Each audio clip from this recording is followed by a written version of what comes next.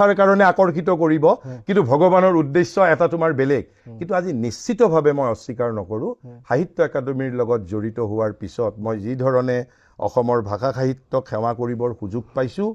আৰু মই নিজৰ আত্মবিকাশটো ব্যক্তিৰ এটা স্বাধিকাৰ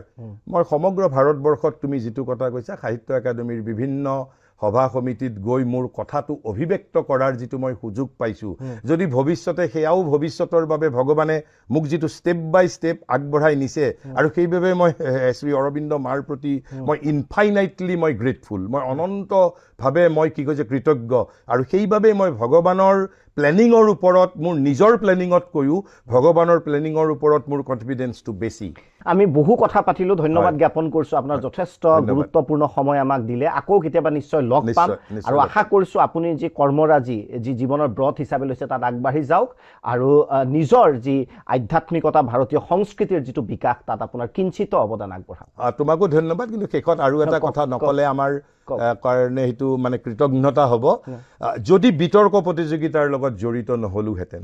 গতিকে মই ভগৱানৰ আৰু যদি আৰ্লি ষ্টেজৰ কথা কওঁ ডিভাইন প্লেনিং যদি বিতৰ্ক প্ৰতিযোগিতাই মোৰ ব্যক্তিত্ব বিকাশৰ যিটো প্ৰথম বুনিয়াদ স্থাপন কৰিছে তৰ্ক কলাৰ প্ৰতি মোৰ এটা কৃতজ্ঞতা আছে যদি সেই সময়তে ভগৱানে হয়তো মোৰ বৰ্তমান জীৱনৰ বুনিয়াদটো কিজানি পঞ্চম শ্ৰেণীতে স্থাপন কৰিছিল আজি তুমিও সফল উকিল হৈছা সফল সাংবাদিক হৈছা তোমাৰো ক্ষেত্ৰতো তুমি নিশ্চিতভাৱে যে বিতৰ্ক কলাৰ লগত